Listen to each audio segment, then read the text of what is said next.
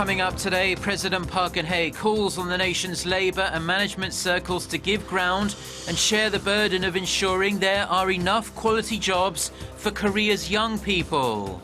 Senior diplomats from South Korea and the United States call on China to show leadership by helping them strongly sanction North Korea for its recent nuclear test. Plus, drowning in oversupply, the oil price rout intensifies as losses for 2016 near 30%. Global stocks continue to take a pounding due to the oil price slump and concerns over China. Stay tuned for these stories and more.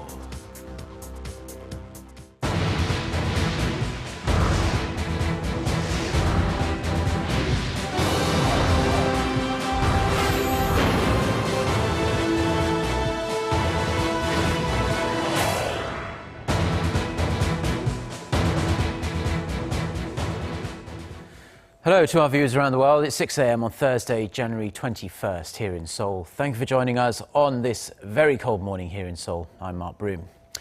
And we start this morning with jobs, education and welfare. They all topped the agenda on Wednesday as more government ministries laid out their plans for 2016 to President Park Geun-hye. Officials told the president that the government will do more to help young families and graduates during these tough economic times. Our Song Ji-sun starts us off. Improving quality of life, making people happier. That was the core of the government's third policy briefing for 2016. The session focused on creating new jobs for Korea's young people and providing customized welfare for all so that no one is left out. The government's labor and education reforms will continue, with universities reducing their admissions quotas and vying to better match the needs of students and employers. Given the current state of the labor market, President Park called on labor and management to yield and sacrifice in equal measure. 노사가 서로 양보하면서 고통을 분담해야 합니다. 지금 한쪽의 일방적 주장만으로 시간을 끌고 가기에는 우리가 처한 상황이 너무나도 어렵습니다. 금년에는 노동개혁을 반드시 완수하고 현장에 정착시킬 수 있도록 노사의 결단이 있기를 기대합니다. Her remarks follow the announcement on Tuesday by the Federation of Korean Trade Unions that is withdrawing from a tripartite deal struck with the government and management in September. The deal was aimed at making Korea's labor market more flexible through a wage peak system and other measures. The umbrella unions said the government had unilaterally pushed for reforms and drafted guidelines to make layoffs easier without consulting the union. Meanwhile, with youth unemployment topping 9% last year, the government had boosted this year's budget for youth job creation by 20% to $1.8 billion. As part of the plan, the so-called employment zones will be set up at the country's 17 innovation centers nationwide to help young job seekers find matching positions. In addition, related ministries pledged to do more to help citizens in regions outside of Seoul. To provide citizens with customized welfare, regional community centers will be revamped into welfare hubs for local residents. President Park asked local officials to better listen to residents' concerns so that their needs can be reflected in the government's plans. Song Ji-sun, Arirang News. Now, in light of recent terror attacks around the world, the Korean government once again urged Parliament to approve a counter-terrorism bill. On Wednesday, this bill is still stuck in the National Assembly. Shin Se-min reports. The National Police Agency has joined the government's efforts to beef up Korea's counter-terrorism initiatives. Speaking at a special government and ruling party consultative meeting at the National Assembly on Wednesday, the nation's police commissioner said the organization will turn its 140,000 officers into agents trained in counterterrorism techniques. We will disperse the manpower to regions prone to security breaches and threats. We will also boost security on the cyberterrorism front. The police chief added that 7 SWAT teams and 276 police units will be stationed around the country as emergency counterterrorism units. The move follows a report by the National Intelligence Service saying it has deported 51 foreign nationals over the past 5 years for suspected ties to terrorist groups. Of them, 7 people who had worked in Korea are reported to have joined ISIS after their deportation. In line with these efforts, the government has reiterated its call on the National Assembly to approve a counterterrorism bill aimed at protecting the public. Pointing to the recent suicide bomb blast in Jakarta, Indonesia, Seoul's second Vice Foreign Minister Cho Tae-yeol said the ability to detect and prevent terror threats is crucial to handling similar attacks. The attack in Indonesia is considered the first in Asia carried out by Islamic State militants, raising concerns about the possibility of similar attacks in Korea. The future of the counterterrorism bill is uncertain, given that it is just one of many bills waiting for the parliamentary approval as the 2 main political parties iron out their differences. But in the meantime, there are concerns that Korea could be leaving itself open to vulnerabilities in its national security system. Shin Se-min, Arirang News. Now, former Finance Minister Choi Kyung-wan has called for an overhaul of Korea's political structure, warning that a failure to do so could have disastrous consequences. Choi, who is also a ruling party lawmaker, made the comments on Wednesday during a press conference at the Davos Forum in Switzerland. The former minister, who is representing South Korea as a special presidential envoy at the World Economic Forum, said Korea's political system requires systematic change to ensure it reaches the next level more efficiently. Noting that the Korean economy is facing many challenges this year, Choi pledged to win international support for Korea's structural reform plans. A senior U.S. diplomat wrapped up his 2-day trip to Seoul on Wednesday with more talks on how to respond to North Korea's latest nuclear test. The 2 allies also were united in their call on China to play a more active role in sanctioning the regime for its latest provocation. Connie Kim has the details. U.S. Deputy Secretary of State Tony Blinken met with South Korean Foreign Minister Yoon Byung-se and Vice Foreign Minister Im Sung-nam in Seoul on Wednesday. The 3 reaffirmed their commitment to a strong and comprehensive UN resolution on North Korea following its 4th nuclear test this month. This is a North Korea versus international community.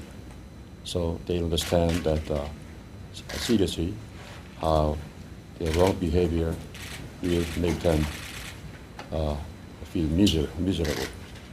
Since North Korea's provocation, members of the 6-party denuclearization talks have held a series of meetings to discuss possible countermeasures against the regime. That's upped the pressure on China, North Korea's close ally, to play a leading role in sanctioning Pyongyang, especially given its special relationship with Beijing.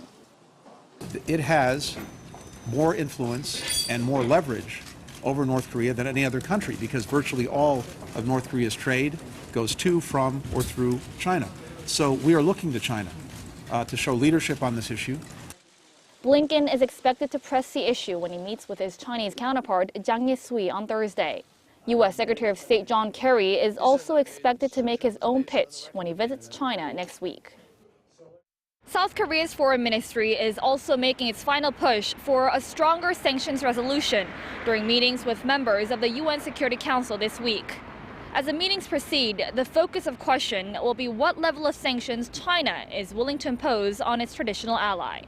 Connie Kim, Arirang News.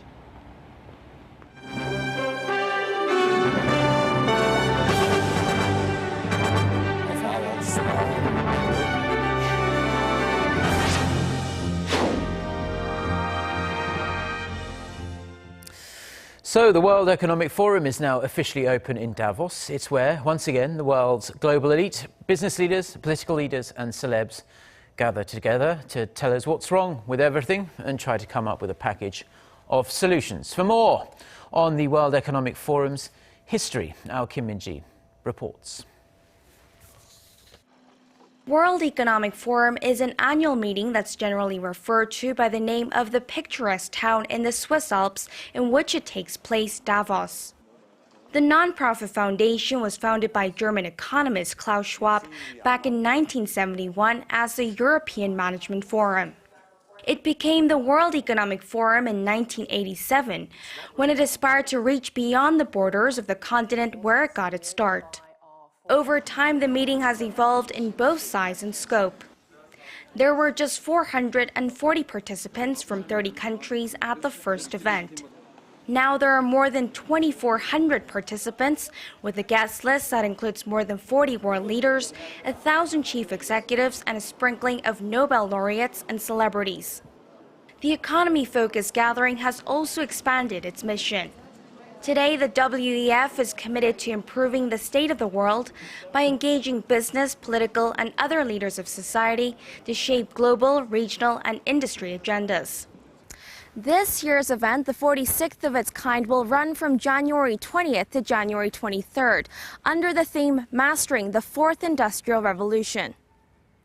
The high-profile participants will gather for sessions on global security, public health, education, gender parity, and climate change, and of course, a good amount of networking. After the serious discussions during the day, participants will have a chance to rub shoulders with their global counterparts during cocktail parties outside the main venue, the Davos Congress Center. So what highlights can we expect from this year's event?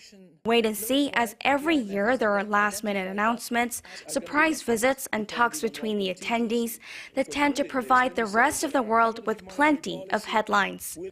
Kim Min-ji, Arirang News, Davos. Now, one of the key topics under discussion at the World Economic Forum is the rise of artificial intelligence and how it's going to revolutionize industries around the world. A handful of experts joined a panel hosted by Arirang TV to share their thoughts on how AI could be about to change all of our lives. Gonzwa has the details. Artificial intelligence is one of the hot topics being discussed and experienced at Davos this year, given its relevance to the 2016 World Economic Forum's theme, Mastering the Fourth Industrial Revolution. On Wednesday, Arirang TV, Korea's only global network, partnered up with the Davos Forum, hosted a session called The State of Artificial Intelligence with a panel of 4 that turned into a lively debate between 2 experts in the field, Professor Andrew Moore and Professor Stuart Russell, and 2 business leaders, the president of Chinese internet company Baidu and the executive vice president of American telecommunications company Qualcomm. The 4 discussed how smart artificial intelligence is, offered predictions on what the next game changers in the industry will be, and debated whether the world is ready for the rapid technological advancements on the horizon. So if AI, as seems to be happening, can amplify our intelligence, can provide tools that make us, in effect, much more intelligent than we have been, then we could be talking about, a golden age for humanity. Kwon So-ah, Arirang News, Davos.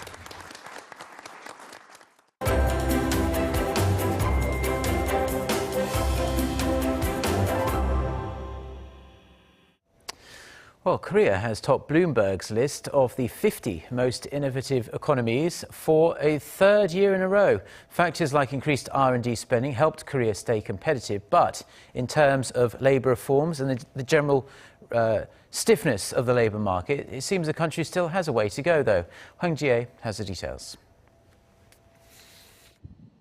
Korea dominated Bloomberg's 2016 Innovation Index, topping the group of 50 countries that were surveyed. Germany took 2nd place, while Japan, the United States, and China trailed behind. The index scored countries using factors like spending on research and development, concentration of high-tech public companies, and patent activity. Korea fared well in manufacturing value-added, high-tech, and R&D density, as well as tertiary efficiency, which gauges enrollment in higher education. But the Bloomberg report also shows that Korea is having a hard time realizing new technologies into actual products. It cites the country's startup environment, where engineers or scientists prefer to work with big conglomerates rather than venturing out to set up their own firms. On top of that, the report says the rigid labor market, represented by wages based on tenure and seniority, is dulling the advantages Korea can take from innovative behaviors. In fact, Korea's ranking for labor productivity stood at 39th. It's an issue the finance ministry has pledged to improve through labor reforms and active utilization of the country's creative economy centers to nurture more startups. Hwang Jie, Arirang News. Now, oil prices have taken yet another plunge, hitting a level that hasn't been seen in more than 12 years. US benchmark West Texas intermediate prices for February delivery settled at $26.55 a barrel. That's down 6.7% from the previous day's close. It ended slightly up from an intraday low of $26.19 a barrel, its weakest price since May 2003. Brent crude, the international benchmark, is trading at fresh 13-year lows, just above $27 a barrel in London.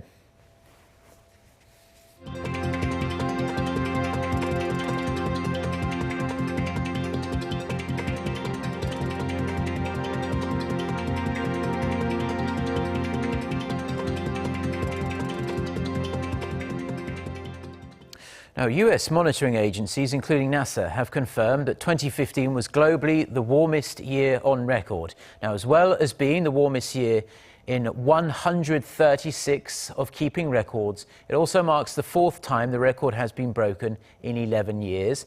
The US-based National Centers for Environmental Information says that in 2015, the average temperature on land and ocean surfaces around the world was 0.9 degrees Celsius above the 20th century average. The globally averaged sea surface temperature was 0.75 degrees Celsius above the same average.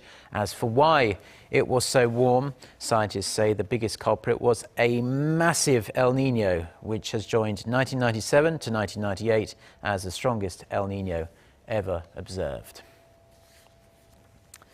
And on that note, that is all we have for now on this Thursday morning here in Seoul. I'm Mark Broom. Thank you as always for tuning in to our newscasts, and we'll be back throughout the day with more bulletins. Until then, goodbye.